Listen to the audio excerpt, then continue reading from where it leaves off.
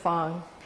If you ever had suffered or you think you are suffering from a frozen shoulder, I think you'd be really interested in hearing what I have to say. I had the same experience. I didn't even know what it was, but what happened was I found that I was limited to be able to pull up my left arm.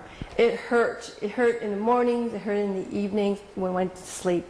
So I searched everywhere and I didn't know who I could see to take care of this until one day I came across an ad from Trigenics, and I called Dr. Austin's office and I asked him, can you tell me a little bit about what is this frozen shoulder and what I can do to take care of it?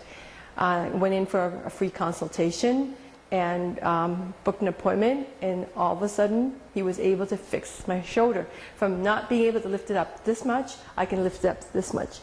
It's only been a few months and the pain has diminished, and it totally changed my life. I got my life back with Trigenics. What I have found, and I've reduced, I'm the first in the world to develop this procedure. It's called a frozen shoulder dissection procedure. And I have successfully restored ranges of motion to numerous frozen shoulders, probably 100 over the past 4 years. We will be publishing a paper on it. And one of the things that I've found is that in probably 90% of the cases there's some type of disc lesion at C5, 6. That's the nerve root level where the nerves are that go into the shoulder girdle, the muscles of the shoulder girdle, supplying those muscles with the necessary information to function properly. And if the nerve supply to those muscles is not correct, the muscles will not behave properly, they'll not be able to pull properly, they won't have as much strength against force, and if force is applied against those muscles, where they would normally be able to accept the force with the nerve interference created by the disc lesion, which is often seen on X-ray as degenerative disc disease, and then you see it on the MRI as a disc lesion. That interference will lead to susceptibility of injury of the musculature that can't handle the stress, or of the tendons, usually of the tendons. It may cause a tearing, it may also just cause an inflammatory condition, which in turn can precipitate carrying an effusion of inflammation throughout the shoulder girdle into the capsule and into those areas, into what we call the bursa, which in turn cause some degree of adhesing or adhesions to develop, where the bursa or the capsule begins to sort of stick together. And then the frozen shoulder develops. So I'm looking at the x-rays here of the patient that we're just about to treat, and I can see clearly 1, 2, 3, 4, 5, 6, that at C5, 6 he definitely has a problem. And so and he also has a complete reversal of the normal neck curvature at this point. So if we were to take an MRI, we will probably find some type of a disc lesion, disc herniation, disc bulge, with some compression of the nerves that go into the shoulder, making it more susceptible to what we refer to as a frozen shoulder. So we're about to begin the procedure. I'm going to start in the next few minutes. The patient has just gone to see their medical doctor. The doctor has, or the doctor that we work with actually at this clinic, he's put injections into the front and the back of the shoulder into the capsule with some anesthetic, so that the patient doesn't feel as much discomfort or pain during the procedure, because otherwise without anesthetic it can be very painful. We do perform the procedures without anesthetic, or we perform them with anesthetic, depending upon the patient's preference. Sometimes the anesthetic can also be just given orally rather than with a needle, and that's up again to the patient and to their, that's entirely up to them. So that's basically it, and we're going to get started with the Trigenics frozen shoulder procedure. You'll not be coming in on the actual procedure, but we are going to do the good shoulder first, straight up sideways. Straight up all the way up? All the way up as high as it goes. Don't turn the hand, keep it this way. Keep it which way? Yeah, keep it just like that. Yeah. Yeah, okay. That's about as high as that one goes, okay. Okay. Now keep that one up. Keep that one and up. Let's see the other one now. Okay.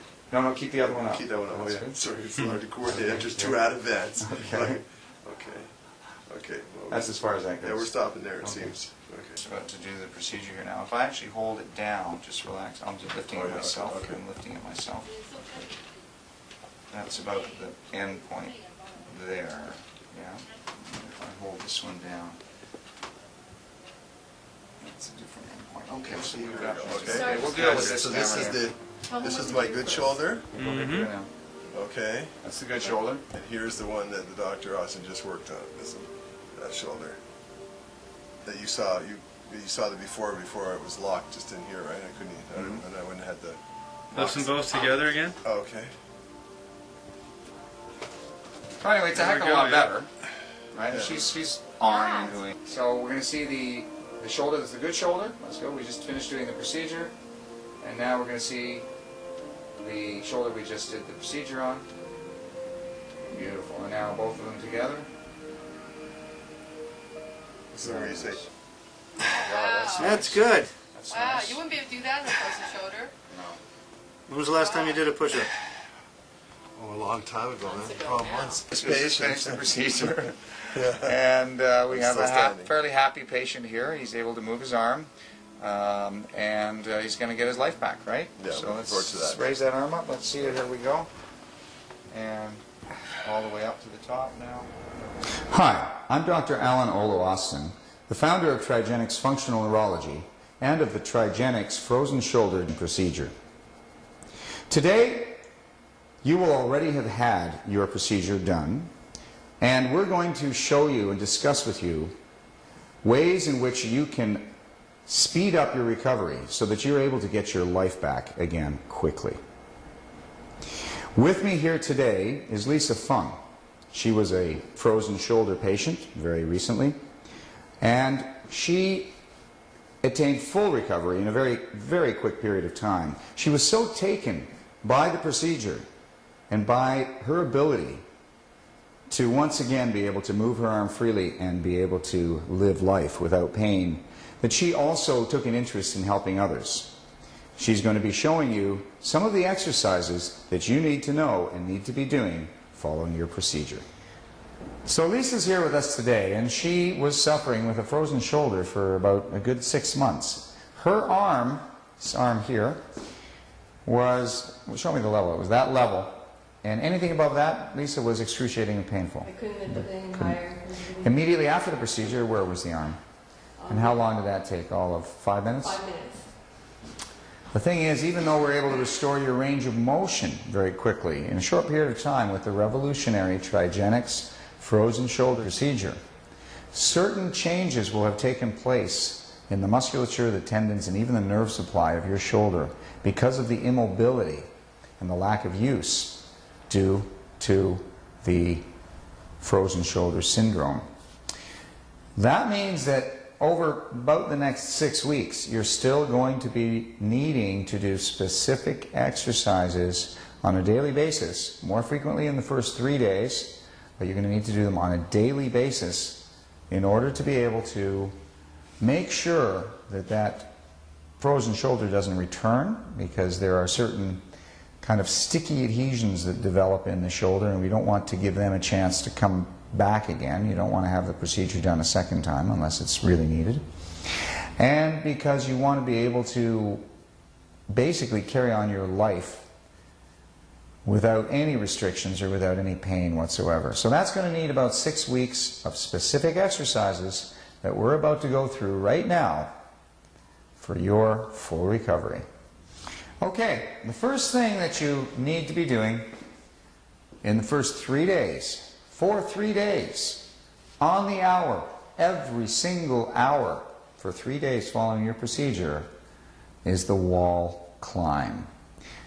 Now, there are some patients that the procedure is so incredibly successful that they don't need to do the wall climb. They can simply raise their arm up and down. But if it's painful still after the procedure, and you feel that it's somewhat difficult to actually lift your own arm without any assistance, you will do the wall climb. Let's do the wall climb first. The wall climb involves you standing exactly perpendicular to the wall, facing in a perpendicular direction from the wall, with your arm directly out at your side. Directly out at your side. So you're not standing this way, you're standing this way. Now the most important thing to do is to simply crawl up, pulling yourself up the wall with your fingers. Now as you do that, you step into the wall more and more and more until you finally get to the top of the wall. And remember, this was the frozen shoulder that Lisa just had treated and corrected only a month ago. Okay, so here she is. Now, Some of you may only be able to get up to here. There may be a little gap here. What you want to be doing is you want to be, when you get up to the top, as high as you can possibly get, you want to be pushing down against the wall, using the muscles on the underside of your arm to try to push down against the wall for 6 seconds as hard as you can. So she's going to push down against the wall for 6 seconds. 1,000, 2,000, 3,000, 4,000, 5,000, 6,000. And then, actually, let's start here. Okay, let's try that again. Go ahead. And so you breathe, first you breathe in through your nose and stomach. As you're breathing out, you do your pushing. As you breathe out, control your breath. Make a little sound to be able to control it like this. So she's going to be breathing out. As she breathes out, she's pressing down. 1,000, 2,000, 3,000, 4,000, 5,000, 6,000. Now when she finishes pressing, she'll try to push herself into the wall a little bit further to lessen this gap that's here that you may have. Okay? And she'll try to get up a little bit higher immediately after she stops pushing and breathing. Then she's going to start again. Breathing in, out, pushing, pushing, pushing, pushing, pushing, pushing, pushing, pushing, and relax. And then she tries to push herself to the point where she's completely against the wall in the manner that she is now, with absolutely no space between her and the wall. And then she continues to push from that position. And going again, breathing in, and out, 1,000, 2,000, 3,000, 4,000, 5,000, and 6,000. What she'll do then is she'll step away from the wall, keeping the hand there. And now what she's going to do is she's going to lower her arm herself slowly. There'll be certain places without the help of the wall. Now in some cases you may at a certain point need the help of the wall, in which case you'll come down the wall crawling. If you don't need the help of the wall, then do it on your own, coming down slowly. There will be certain range of motions that will be painful and difficult to do, and there will be other ranges that will be easy. If you don't need the help of the wall, don't use the wall. If you need the help of the wall, use it. Now, some of you will just be able to do this. And if you're able to do that, what you're going to do is you're going to do this at least 25 times once an hour. Okay? Once an hour. You're also going to do this forwards 25 times once an hour. Okay? If you can't do that unassisted, then you're going to use the wall as well to crawl up in that direction. Going up, all the way up, all the way up, all the way up, all the way up, and you're going to do the same procedure only in this position. The next procedure you're going to do is you're going to turn around completely, all the way around, more, more, more, turn, just relax your arm, turn around, put it down, and back against the wall. The procedure that you're going to do now, let's say this was her good arm, okay? We're going to use the arm that was worked on, and she's going to put it as far back against the wall as possible this way, holding her hand back against the wall. And then she's going to try to touch the other shoulder to the wall and bring the other hand up and back. What she's going to do now is she's going to push this hand backward as hard as she can into the wall. 1,000, 3,000, 4,000, 5,000, 6,000, and relax. And then she's going to do it again and push it back into the wall. Push the hand, push the hand, push the hand. If there's some difficulty doing that, she can actually help herself. She can hold her wrist with the other hand, pushing it down. Try to keep the shoulder back as far as possible so this arm will be straighter. Okay? And then she's going to push against her own hand in this direction. She's going to hold it. You need to use the whole hand. Breathe. Push. 1,000, 2,000, 3,000, 4,000, 5,000, 6,000. And then she's going to try to keep it there and always try to bring this opposite shoulder back as far as possible. But unfortunately, of course, you can't contort your body quite that much. So she'll have to do it that way. The ideal eventually is to be able to do it unassisted with both hands. You can see in her case, it's only been a month since the procedure, that there's still a slight restriction in that particular range of motion, which is often the case.